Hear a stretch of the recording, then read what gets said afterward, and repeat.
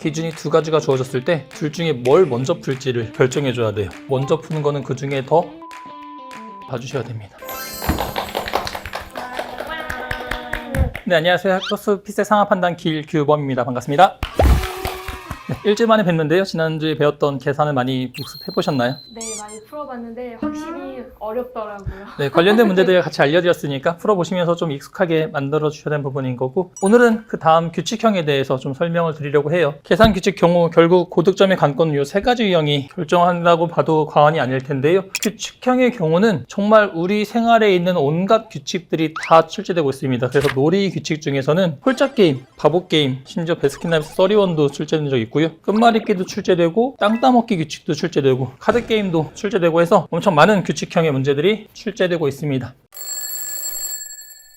먼저 1번 문제를 같이 풀어볼 텐데, 이 문제는 풀어보시면 아시겠지만 규칙형이라기보다는 계산형에 가깝습니다. 해서 갑이 선택할 사업, 그리고 그때 받을 수 있는 지원금을 옳게 짝지은 것은 하고 묻고 있는데, 아래 선지 가서 보시면 지원금이 얼마인지 계산할 걸 요하거든요. 그래서 먼저 계산형과 오른쪽에 있는 규칙형과의 또 연계를 좀 보여드리려고 해요. 왼쪽에 있는 계산 문제부터 먼저 보면 집3 지원 사업인 A와 B를 운영하고 있는데, 하나의 사업 선택해서 지원받길 외부와 내부로 나눈단 말이죠. 두 가지 계통의 정보를 줬다는 거는 함정으로 좀 쓰겠다는 뜻입니다. 그래서 종류가 여러 가지가 있는데 외부가 있고 내부가 있고요. 그 다음에 사업 A의 지원 기준과 사업 B의 지원 기준이 있는데요. 기준이 두 가지가 주어졌을 때 둘 중에 뭘 먼저 풀지를 결정해 줘야 돼요. 먼저 푸는 거는 그 중에 더 쉬운 규칙을 먼저 봐주셔야 됩니다. 여기서는 보시면 A, B 보셨을 때 당장 분량에도 차이가 좀 있단 말이에요. 그래서 A의 기준이 훨씬 더 짧죠. A 기준을 적용해서 먼저 계산해 볼 텐데, 구분하실 때 은정쌤도 말씀하시더라고요. 계통별 시각적 처리.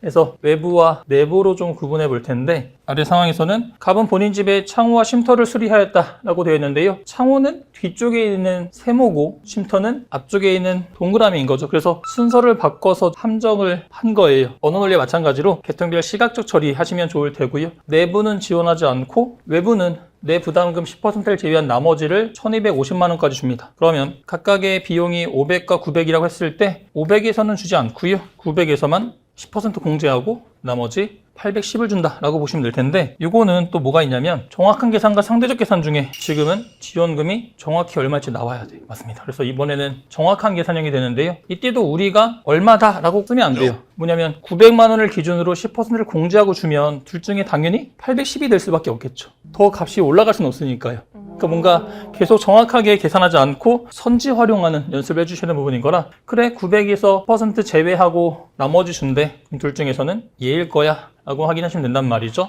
그 다음 B를 계산해 볼 텐데요. 문제에서 물은 건 어떤 걸 선택하냐인 거고, 지원금이 더 많은 사업을 선택할 거란 말이죠. 그럼 이번에도 또 B에서 선지를 활용해 볼게요. 이 값들을 계산하는 게 아니라 우리는 이 중에서 1250만 원이 가능한지만 확인합니다. B의 값을 제시된 게 세 가지잖아요. 근데 만약에 B도 810만 원이 나오잖아요. 그러면 A도 810, B도 810일 때 더 많은 사업을 선택하라고 했는데 값이 같을 때 어떤 사업을 선택할지에 대한 기준은 안 줬어요. 그러니까 그 규칙이 없다는 뜻은 B가 810이 나올 리는 없다는 뜻입니다. 그러니까 B가 1250만이 나오지 않는 한 그냥 우리는 바로 선지 2번을 골라주시면 돼요. 그러니까 이런 식으로 실제 계산이 아니라 다 요령들이 있어요. B의 경우는 보시면 담장과 쉼터는 둘 중에 하나의 항목만 지원하며 각각 300과 50만 원 한도 내에서 전액 지원한단 말이죠. 그럼 우리 좀 전에 쉼터 봤었잖아요. 쉼터는 50만 원까지 주는 셈인 건데, 그렇게 치면 이 1250만 원을 검토할 때는 우리 범위에 대한 생각을 좀 할 수 있어요.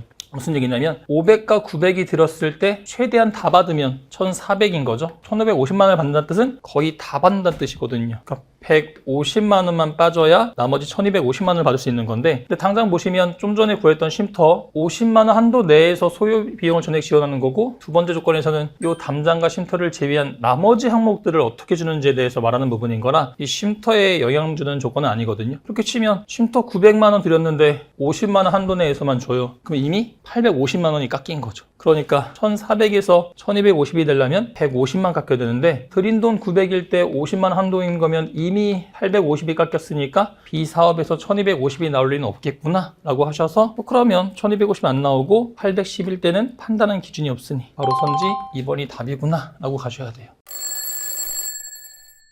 왼쪽 문제가 7급 22년 문제였거든요. 그리고 다음에 23년 3월에 치러진 5급 공채 1년이 채 되기 전에 출제된 이번 문제를 보면요. 사업 A의 지원 기준, B의 지원 기준, 그리고 여기도 똑같이 방식 1, 2가 있어요. 결승점을 정리하는 방식으로 다음 두 가지를 제시했단 말이죠. 왼쪽 문제와 규칙을 주는 형식이 괄호 형식으로 동일합니다.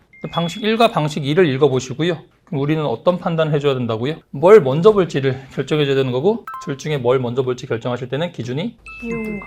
맞습니다. 어느 게 더 쉬운 건지를 봐주시는 거예요. 읽어보시고 나면 방식 2가 이번엔 더 쉽습니다. 왜냐면 방식 1번 같은 경우는 1점 많아지는 득점한 후에 경기 종료 시까지 동점이나 역전을 허용하지 않고 승리할 때 그 득점을 결승점을 하거든요. 그러면 1점 많아진 다음에 경기가 끝날 때까지 엎치락 뒤치락 하는 과정을 계속 쭉 봐줘야 돼요. 반면에 방식 2번 보시면 승리한 팀의 득점 중에 그 팀의 점수가 상대 팀의 최종, 과정이 아니라 이번에 최종 점수보다 1점 많아질 때의 득점이 결승점이 된단 말이죠. 이번에는 과정이 아니라 결과만 보기 때문에 그냥 A의 득점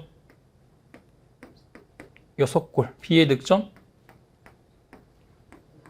6골과 5골인 거니까 승리한 팀은 6골을 넣은 A인 거고, 자기 팀의 점수가 상대 팀 B팀의 최종 점수인 5점보다 1점 많아질 때의 득점인 거니까요. 그러면 두 번째 방식에 따랐을 때 결승점은 A의 6번째 득점이 되는 거죠. 그래서 더 쉬운 쪽을 통해서 방식 2번을 먼저 골라주시고, 역시 계속 오늘의 주된 테마가 계속 지난주와 이어지는 선지 활용인 건데요. 이러면 방식 1에 따랐을 때 결승점의 후보가 되는 게 A의 5번째 득점 아니면 A의 6번째 득점이 돼요. 자, 그러면 방식 1번을 가서 볼게요. 방식 1번의 결승점이 되려면 그 득점이 상대팀의 점수보다 1점 많아지는 득점이어야 되거든요. 그러면 선지를 활용하셨을 때 저는 그러면 둘 중에서 또 하나를 붙잡고 보는 건데, 좀 전에 제가 봤던 6번째를 그대로 볼 거예요. 그래서 이게 여전히 방식 1에 따랐을 때도 결승점이니?를 볼 건데, 그러면 A의 6번째 득점 있죠. 이때 시점에는 A가 골 넣었을 때는 아직 B가 마지막 골을 넣기 직전 시점이거든요. 그러면 이때는 스코어가 6대 4죠. 그러면 이 6번째 득점은 상대팀보다 1점 많아진 득점이 아니란 말이에요. 그러니까 6번째 득점이 답이 아니네? 그래서 선지 3번이네 라고 가야 됩니다. 그러니까 이것도 그냥 방식 1번부터 보시다 보면 이 스코어보드를 계속 따라가야 돼요. 그러다 보면 또 시간이 낭비된단 말이죠. 그래서 이런 게 푸시면 훨씬 더 쉽게 푸실 수 있게 됩니다. 규칙 문제 재밌죠? 네, 계산 문제보다 재밌네요. 그래서 이렇게 쉽게 푸는 게, 규칙은 워낙 다양한 문제가 출제되긴 하지만 뭐 일괄적으로 좀 문제를 쉽게 푸는 방법은 쉬운 길로 풀어야 돼요. 그러니까 등산으로 올라갈 때도 정상에 올라갈 수 있는데 초보자들도 갈 수 있는 쉬운 경우도 있고 좀 어려운 코스도 있잖아요. 목표는 해결하는 건데 그 과정이 어떻게 되냐에 따라서 난도 차이가 크게 느껴질 수 있습니다. 그러면 오늘 규칙형 문제 다뤄봤고요. 다음 주에는 경우형 문제로 또 찾아뵙도록 하겠습니다. 다음 시간에 뵐게요. 감사합니다.